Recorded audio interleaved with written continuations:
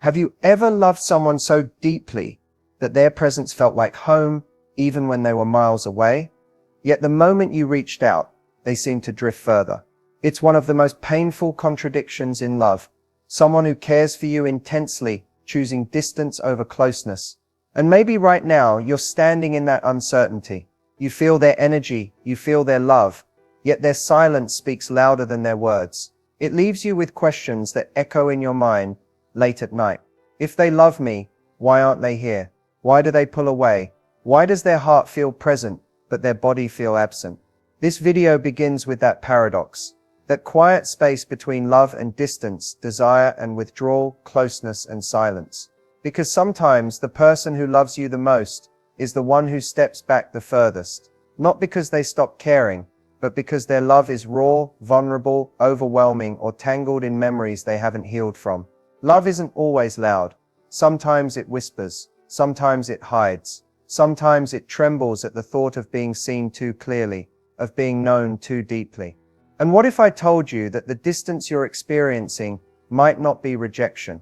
What if it's fear disguised as silence, protection disguised as absence, love disguised as distance? What if stepping away isn't a sign of loss, but a sign of how much they feel? Stay with me. In the next few minutes, we're going to unfold the truth behind this emotional distance, not with cliches, not with assumptions, but with insight that may redefine the way you understand love forever. Because sometimes those who love deepest are the ones who fear losing you the most. Sometimes love isn't a doorway we walk through easily. Sometimes it's a mirror that reflects back everything we are afraid to face inside ourselves. When someone feels deeply for you, their emotions become heavier, more complicated, more fragile than they expected. They're not pulling away because they don't care, but because they care so much that it scares them. Deep love makes people confront their insecurities, their attachment wounds, their fear of losing someone they can't replace. And when emotions rise beyond control, distance becomes a defense mechanism. A person who loves deeply often overthinks everything. What if I'm not enough? What if I get hurt again? What if I love them more than they love me?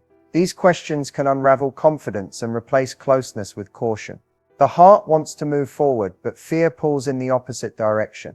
So instead of stepping into love boldly, they take a step back, hoping distance will protect them from vulnerability. To you, it looks like withdrawal, but inside them it feels like survival. Deep love exposes soft places, old scars, unresolved pain. It reminds them of times they loved before and were broken. It awakens memories they thought they had buried, fears they thought they had outgrown. And suddenly, being near you feels like standing at the edge of something powerful, something that could heal them completely, or shatter them again. That uncertainty alone can make a heart shake. It's not that they want to leave. It's that the closeness feels like a risk they're not sure they are prepared to take. There is also a silent truth many never speak. The deeper the love, the greater the responsibility. Loving you means showing up truthfully. It means being emotionally present. It means allowing you to see the parts of them they hide from everyone else. And for some, that level of exposure feels unbearable. So instead of moving closer, they retreat, believing distance is safer than transparency. They love you deeply, too deeply for their own comfort, and they don't know how to hold that love without losing themselves in it. Sometimes distance is not the absence of love, but the weight of it. And sometimes the heart steps back only because it feels too much. Fear is not always loud. Sometimes it looks like silence. Sometimes it looks like distance. Sometimes it looks like someone who loves you deeply, turning away because the love inside them wakes up wounds they never learned to heal. When a person carries emotional scars, even the warmth of love can feel unfamiliar, overwhelming, or dangerous. It's like holding fire, beautiful to look at, comforting to feel, yet powerful enough to burn if held too tightly. Love requires a level of vulnerability that many are simply not prepared for. To love someone is to hand them the power to break you, to let them see your weaknesses, your insecurities, your rawest truths. And not everyone has reached a stage in life where they feel safe enough to be seen like that. Some carry childhood wounds, abandonment memories, heartbreaks that still whisper in their mind. The past teaches them not to trust too easily, not to open too widely, not to love too freely, even when their heart wants to. When someone loves you but pulls away, it's often because being close to you exposes the parts of themselves they're running from. Your presence might make them feel emotions they've suppressed for years: longing, hope, fear, attachment. And instead of facing those emotions, they retreat, believing distance will save them from the storm inside. They don't distance because they don't love. They distance because they feel too deeply. Because loving you demands emotional honesty they haven't learned to sit with. Because being with you reminds them of everything they need to heal: trust, self-worth, forgiveness of the past. And healing takes courage, strength, and time. There are people who want love but fear losing it the moment they touch it. People who crave closeness but feel undeserving of it. People who have been broken so deeply that even gentle love feels like a risk, so they step back. They build walls instead of bridges. Not because they want to keep you out, but because they don't know how to let someone in without bleeding. This is the tender chaos of love. Sometimes the heart steps away not to forget, but to learn how to come back stronger. Love doesn't show up the same way in every heart. Some people express love like sunlight: warm, obvious, impossible to miss. They speak it, they show it, they hold you close without hesitation. Their affection is visible, loud, reassuring. But there is another kind of love, a quieter one. A love that hides in the pauses instead of the words. A love that speaks through gestures, presence, longing glances, or even distance. Silent love exists, and it is just as powerful.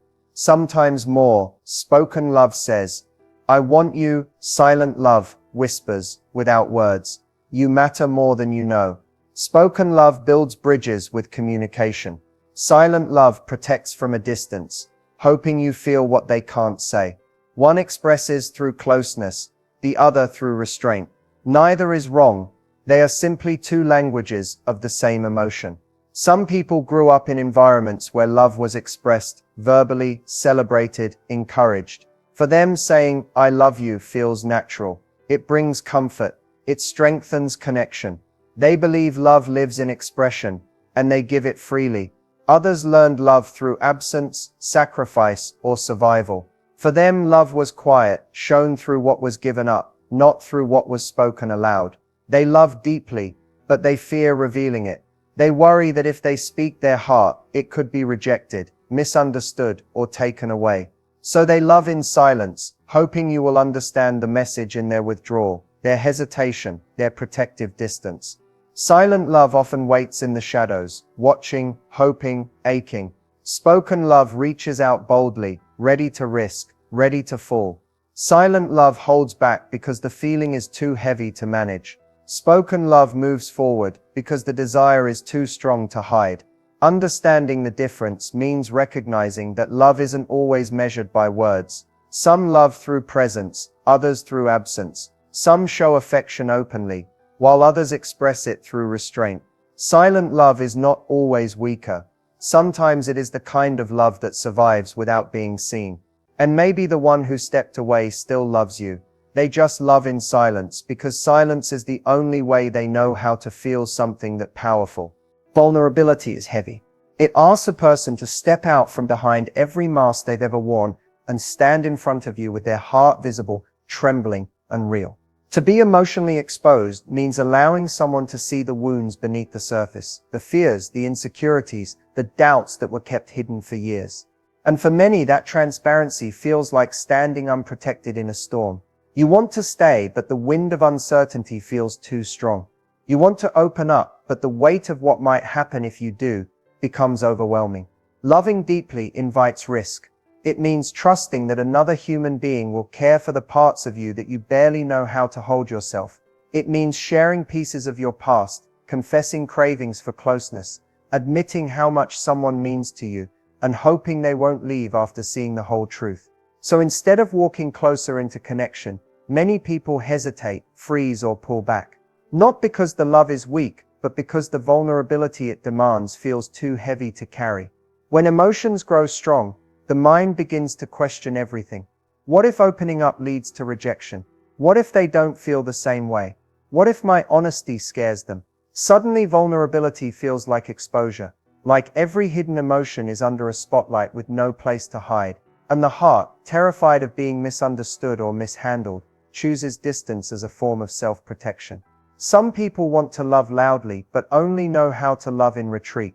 They long to speak, to hold, to stay, yet they pause at the doorway of emotion because the weight of what they feel is too much to manage.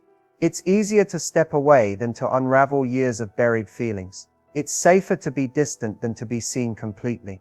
The weight of vulnerability isn't measured in how much you love, but in how much you're willing to surrender, because love requires surrender, of walls, of ego, of fear, and not everyone is ready to lay themselves open like that. Some need time to grow into courage. Some need to learn they are worthy of being seen, fully and without defense.